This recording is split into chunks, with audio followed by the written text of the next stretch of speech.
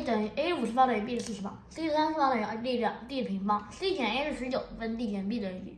外加 a b c d 是整数，并且呢，一定是正数。为啥不能是负数？因为如果 ac 是负数的话，那 bd 也是负数。那 b 的40方，如果那 b 的40方和 d 的平方也是负数，那他们不，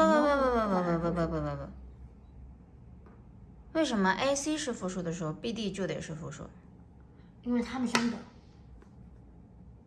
应该是 AC 如果是负数的话，那 B 的4次方得是负数。我刚刚说的就是这样，你要打断我啊？你说的是 B 和 D 得是负数。不是改了吗？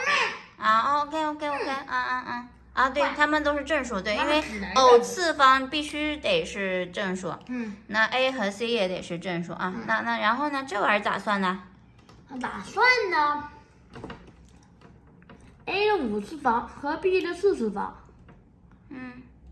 它们相等，我们同时可以令它等于 m 的20次方。为啥？为什么呢？好，你能不能举出2个数？这2个数呢，它们互质，然后呢，满足这2个数分别是 a 和 b， 满足这个条件。不看互质不可能啊，互质不可能，那不可以不互质啊。那不互质，那我可以告诉你为什么它是 m 的20次方。那既然它不互质，我可以告诉你，这2个数的最大关系数为。B 里能拆出 A 来是吗 ？B 里面必须要拆出 A 来，因为其实 B 减 A 就是 M， 不对，叫做 B 除以 A 是 M，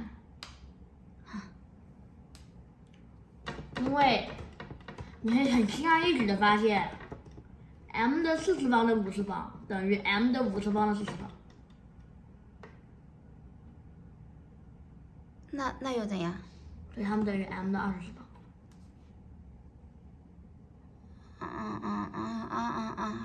好。那么根据这个情况呢，我们还可以算出 c 的立方等于 d 的平方等于 n 的60方。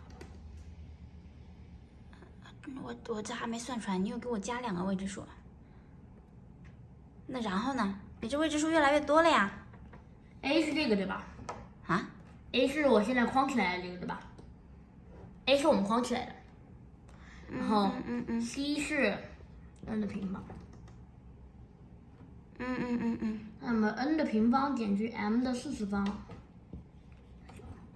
又来平方差公式了吧？等会，C 是 n 的平方 m 那么 n 加上 m 的平方 ，n 减上 m 的平方等于19。又拆了是吧？那19只能拆成1和19啊。那只能它是19，它是1。那么它是1，那么 n 就只能是10，m 就只能是9。为啥？因为只有对。你咋算这么快的？不是你咋算这么快的？为什么？不是你咋算这么快的？等会儿，它俩相加除以2是 n。它俩相加m 平方消掉了，除以2是 n，n 是10。它俩相减除以2是 m 的平方。10减去 n 就是不对，19减 m 就是 m 方，m 方的m 的可以知道这些之后呢，我们就知道 d 和 b 了。d 是什么？是 n 的立方。d 是1000，对吧？那么 d 就等于1000。那 b 就等于 m 的5次方。b 就等于我直接写243。算这么快？来，81乘以81，不对呀，你为什么243这么小啊？81乘81，你再算一遍。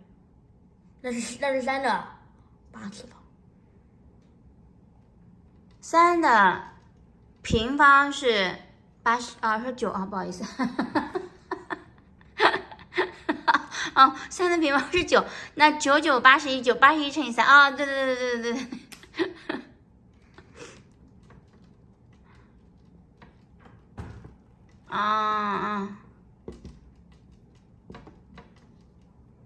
好，听懂了。